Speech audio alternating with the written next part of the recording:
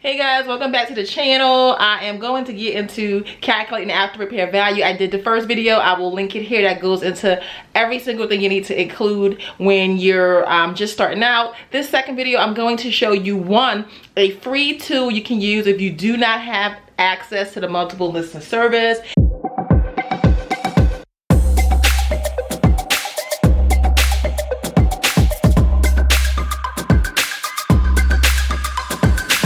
Zillow Seller tool. You can use it if you do not have access to the multiple listing service. So I'm going to just do a quick demo real quick. Come look at it. It's going to show you can practice doing after repair value, and it's completely free. Hi, so this is the Zillow Seller tool. You can find the address here to get here. It is at zillow.com/sellerlanding/pricing tool. Now I just picked a house that I know is currently on the market to use as our example property. So you would come here, you put the address in, okay, and you can see here, then it's going to pull it up, and then it's going to pull comparable houses, and you get to select which house you want included in your estimates and things like that. So for instance, I'm going to use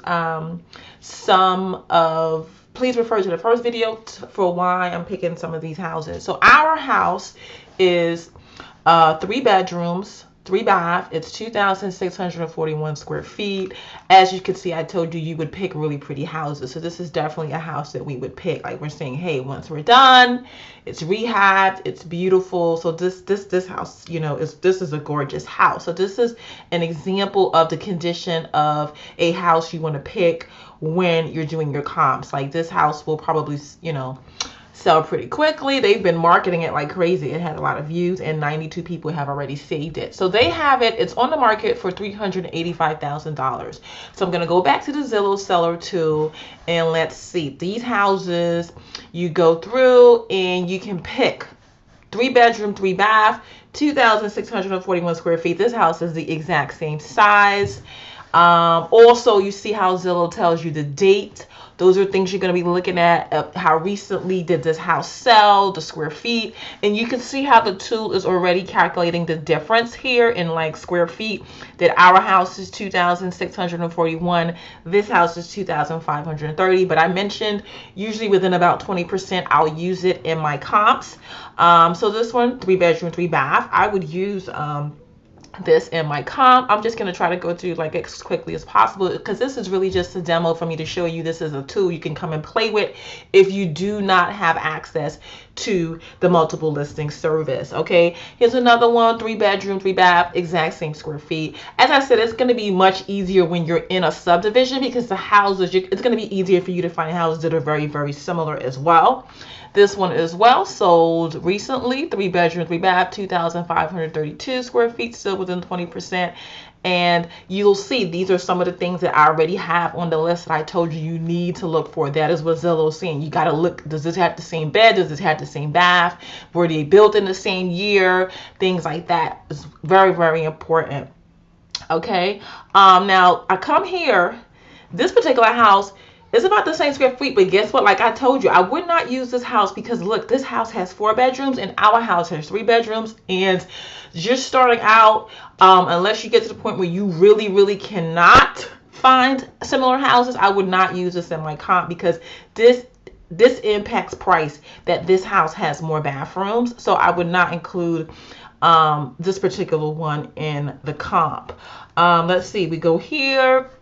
This one's 6906, same thing, same different comps and stuff. It's a year off in the build. I would pick this one. Let's see here, 3 bedroom, 3 bath. I would pick this one. Let's see, 3 bedroom, 4 bath. I would skip this one for now, just starting out. See, 3 bedrooms, this has 2.5 bath. I wouldn't use this one right now.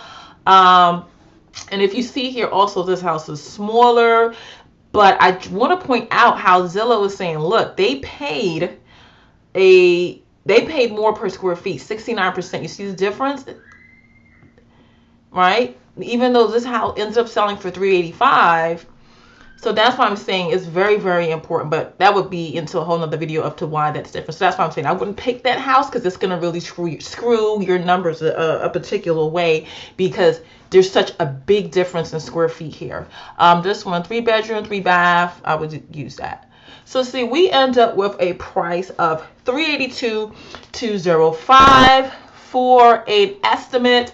And currently they have the house on the market for what? $385,000. So that's what I'm saying. This is just a really good tool, I think, if you do not have access to the multiple listing service, to really go through and play around with it. The pictures are here. Like I've told you guys to go in, look at pictures as well, because you want to see, like this one, I would use it because why?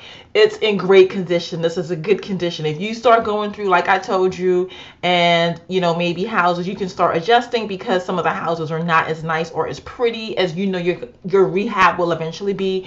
Don't pick it. But like I said, this is definitely a good starting part if you're totally brand new to understanding doing comps and you do not have access to the multiple listing service.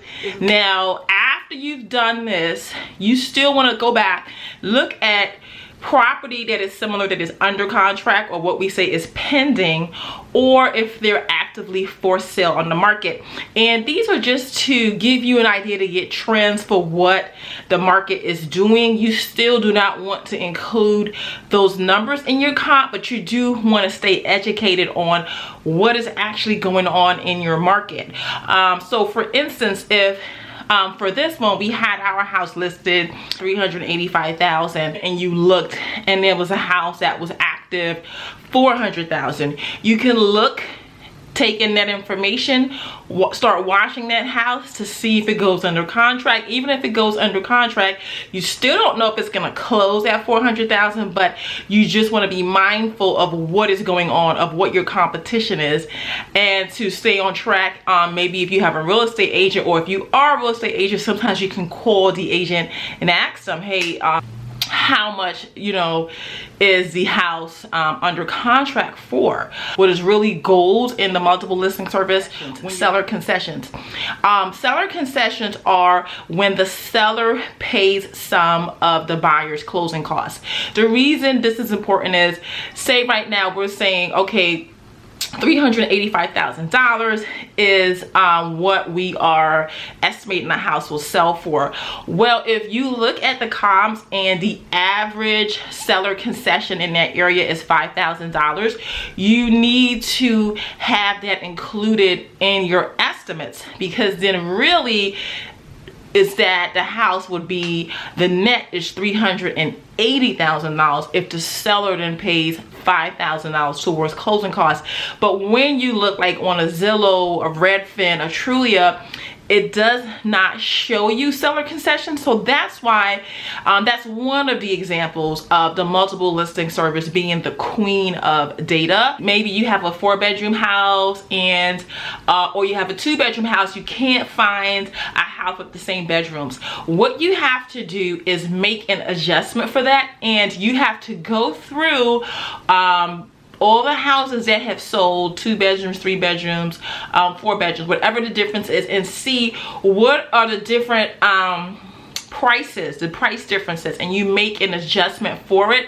Now, this is going to be very location specific. I mean, extremely location specific, meaning there's no way, like I had my cousin is in Atlanta and asked me about a basement the other day, and I was telling her, I said, I cannot even answer that question because I have no idea. I do know that a lot of houses in Atlanta don't even have basements, but I was like, it's so location specific for when you're making adjustments. Like, I mean, it has to be the exact same neighborhood that you're looking at those houses to make an adjustment for what would a 2-bedroom sell for, what would a 3-bedroom sell for, and what would a 4-bedroom. What is the difference that someone will be willing to pay? And the only way you'll know that, just like professional appraisers. That's what they'll do. They go, if they're looking, if you've ever had an appraisal done on a house, or if you find sample appraisers online, they make adjustments for it. But some of it honestly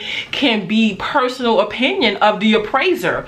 So that's why I'm saying it's very location specific, because even as a real estate agent, if you talk to a lot of top agents, they have gone back and forth with appraisers to adjust the appraisal amount, because that adjustment can be so subjective, right? It's very subjective when you're making adjustments. So go through and your market and see what those trends are. But like, how long are houses staying on the market until they go under contract? For instance, a trend would be that you looked and the previous month, houses went under contract in 7 days. Well, if you look and now you see a house that is, you know, in close proximity to your house, but it's been on the market, it's in great shape, it's been on the market for 20 days and it's not pending yet, you start to kind of see, hey, wait a minute, is the market moving? You know, what's going on? You would go, I would say, go and visit that house to see if there's something wrong with this house, because if